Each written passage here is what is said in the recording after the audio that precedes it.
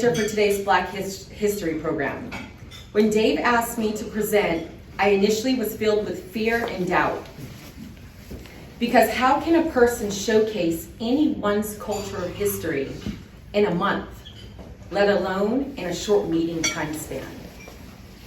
So what I thought I'd do today is share with you all my family ties to the civil rights movement, show some photos, some fun facts that maybe you know or maybe you don't know, and then lastly share with you a 12-minute Black History Through the Times clip.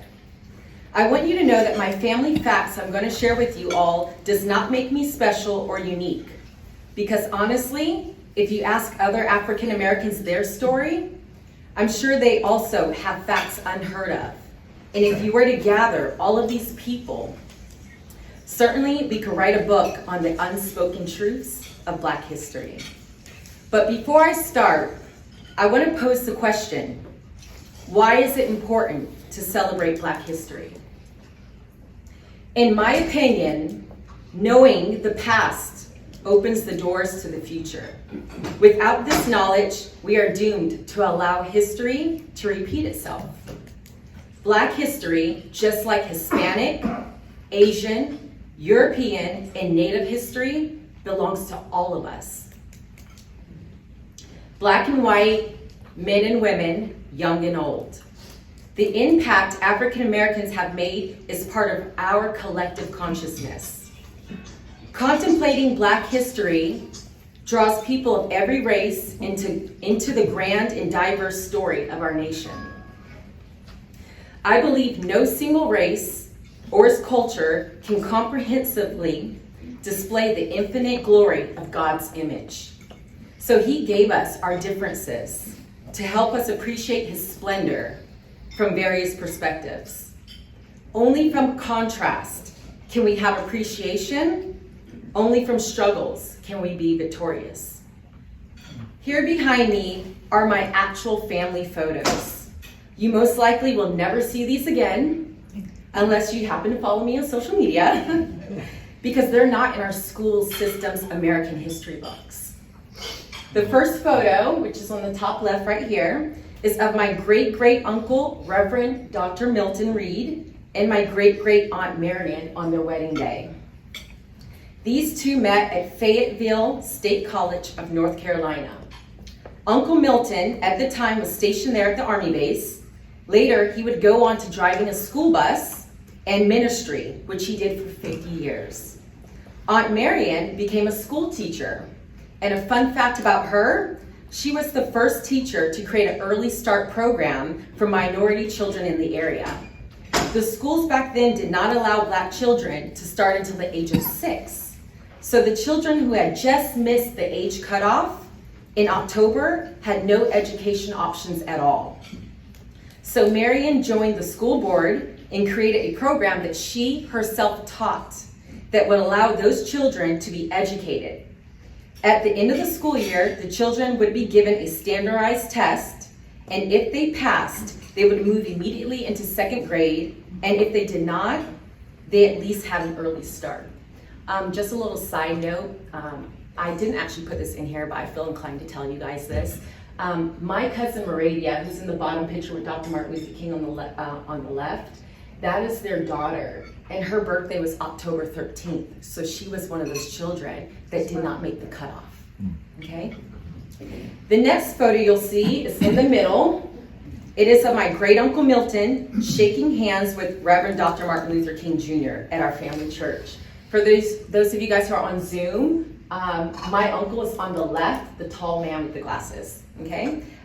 This is at our family church, New Calvary Baptist in 1966. If you look right under that photo, I have posted an article from the Norfolk Public Library. I do have that article here. I didn't want to put it on the screen. I'm going to go ahead and read this article to you guys. Dr. Martin Luther King Jr. visits Norfolk. In the summer of 1961, Dr. Martin Luther King Jr. appeared in Norfolk for the first time, speaking to an audience of 2,500 at the City Arena, which is now the Harrison Opera House. At a rally sponsored by the local chapter of Southern Christian Leadership Conference, Others on the program that evening included members of the local clergy and Dr. Milton A. Reed of Petersburg. That is my uncle. He was the president of Virginia Christian Leadership Conference. Dr. King returned to Norfolk area several times. His last visit was in October 1966 when he spoke at the New Calvary Baptist Church at the installation ceremonies for Dr. Milton Reed as pastor, and answered questions from reporters and Norfolk State College students at a press conference. Hundreds of people crowded the church and lined Virginia Beach Boulevard, hoping for a glimpse of the civil rights leader. King had scheduled a tour to 7 Virginia cities, including Norfolk and Suffolk, beginning the 30th of March, 1968, to encourage participation at the upcoming Poor People's March on Washington. Keep in mind, guys, I said Poor People's March on Washington, okay? Where am I? He canceled the visit at the last minute to go to Memphis, promising to reschedule the Virginia trip in early April, but this was not to be. Dr. Martin Luther King Jr. died on the 4th of April, 1968 at the age of 39. His ministry cut short by assassin's bullet on the balcony of his Memphis motel room. This you can find at the Norfolk Public Library, okay? So I want to make a side note. This is that very photo that you're never going to see in history. In the church, in our family church at New Calvary Baptist, right here in the center, of them shaking hands. And the picture on the far left corner, my cousin Moravia and Uncle Milton in the top corner with the shades on, that's a photo of those 2,500 people exiting the church. Okay, so that's my cousin who I called this week to get a lot of this information for you guys. And I have to thank you, Dave, for selecting me to do this, because I learned new tidbits about my own family because of this that I did not know. So thank you so much. So that's the photo of them exiting the church. The last photo on the top row, here on the right, is the dinner that followed that installation ceremony you just heard about. If you look closely at the photo, you'll see that it's actually held in a garage, the garage of my uncle and aunt. So here you can see the bricks. This is an old school garage door, and those are windows of which they just put a little valance on. That was the only space they had to actually accommodate the amount of people that wanted to come to this dinner. Here's my Uncle Milton right there. Of course, they captured him eating. And then Dr. Martin Luther King. This is my Aunt Marion, his wife. And to the right of Aunt Marion is my great-grandmother, her sister, Mary Freeman, and their sister. And then these two people, I couldn't find the names of, nobody could remember. But what we do know is they were people that wanted to help forge on the mission, and they wanted to be in the presence of Dr. King. So they were invited to come to that private dinner after the installation. Okay, the next photo in the bottom center is of my uncle and Dr. King arranging the agenda and movement to be pushed forward. Uncle Milton was one of King's foot soldiers. Okay. Lastly, the photos on the right are of my Aunt Marion, who just turned 91 this past February 4th, you guys. She also received Obama's honorary kitchen cabinet. She wanted me to show this to you guys, so I put it in there. You guys can look it up. I think now, like, if you donate money, you can receive that. But to be privately awarded this means that he reached out to her and she was able to help, and therefore they honor them with a kitchen cabinet because she's not on, like, the federal cabinet, right? So that's that. So now, before I roll the clip, I want to mention some interesting facts about the I Had a Dream speech. Did you know, fact 1, the event was called by Dr. King and his foot soldiers the Poor People's March, as I referenced to you guys earlier in the article. But the official event was called the March on Washington for Jobs and Freedom. At the time, President John F. Kennedy made a nationally televised address calling for a drive for more civil rights. Did you know, fact 2? There were over 250,000 people, and almost no one could hear the speech because the expensive sound system that was in place was sabotaged the night before the event. Yeah, So what you guys actually see and heard, the people only in the front were able to actually hear that speech delivered that day. Now, thank God, this was the first time any president had decided to televise that speech. So people around the world heard it. But those people in the far back, basically, they were just feeling the energy from the people in the front and what they were celebrating and the murmurs that led all the way to the back. 250,000 people, 60,000 of those people were Caucasian, okay? Did you know, fact 3, Dr. King almost didn't give that I Had a Dream speech, okay? I'm gonna talk to you guys a little bit. I don't have the photo, but you can Google it. It's very famous, and more than likely, you've all seen this photo. There's a photo of Dr. King standing that day at his podium. It's shot from the left. And to the right on the stage, you can see all of his foot soldiers, okay? These foot soldiers consist of his organizers, people that helped him write his speech, people that help pastors, all kinds of people that are helping to move the movement forward. During that time, off to the right, you can see all of his foot soldiers, and in that group of men was 2 women, during a time where women were not allowed to be on that stage, okay?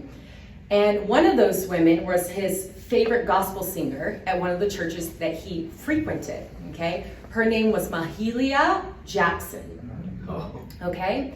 During this time that he used to visit the churches and visit his favorite gospel singer, he had told this group of women about this dream that he had. That's where that started. Then this day, where he was supposed to deliver the address on freedom and jobs. That's what that march was, guys. Freedom and jobs. He was standing there and he took a long pause. And in that moment of silence, the one of 2 women that are off to the right in that crowd of men shouted, "Martin, tell him about the dream." And in that moment, he actually abandoned the speech that he had prepared and simply went off the cuff and shared with the whole world the dream that he had been sharing in the church. That was not planned. It was not planned. Now take a moment and really think. If this man hadn't been frequent in churches, if this man hadn't shared with this group of women something so personal to him, if this man didn't invite these women to be on a stage in a sea of men where they didn't belong at the time, and if that woman wouldn't have been so courageous in a moment of silence in front of thousands and thousands of people being televised to shout something, "Martin, tell him about the dream." And if he hadn't been so courageous enough to abandon what he had written to share that dream, we would not have had the most pivotal moment in civil rights movement. So that's just a fun fact for you guys if you didn't know that, where that speech came from. Fun fact number 4. That's big, right? At that particular event, a popular college basketball player named George Raveling, he's now a retired basketball coach. At the time he was playing for Villanova, he was actually seen by King's organizers in the crowd. And he was asked to be Dr. King's bodyguard on the stage. He happily obliged. As a gift, King gave the transcribed speech by his organizers to him. George's family has the speech locked away in a safe place with no intentions of selling that. So everything that you guys have ever seen on that speech since, it's not the original. It's not the original. So what King was always did is his foot soldiers would actually transcribe his speeches live. Someone was off to the corner writing it. Why? Well, because most of the time it was never televised. That was the first one, right? 2, many times Dr. King would be giving a speech and his speech would take a turn or change for whatever reason. So their way of keeping the history of what was said, kind of the way we keep minutes, was he had one of his foot soldiers transcribing it. So in that moment when he delivered that address that no one expected, that no one really heard other than these gospel singers, and even they, I'm sure, didn't hear it the way he delivered it that day in that moment, right? As he transcribed it, King then took that transcribing and gave it to this man who decided to be his bodyguard that day on the stage at the very last minute. So the original is that family holds it, and they refuse to sell it to any historical museum or anything. So that was my last of my fun facts for you guys. I just want to thank you all for listening, and I hope you enjoyed a little piece of the often unheard history. I leave you with this quote as we watch the Black History clip. Change will not come if we wait for some other person or some other time. We are the ones we've been waiting for. We are the change that we seek. Barack Obama.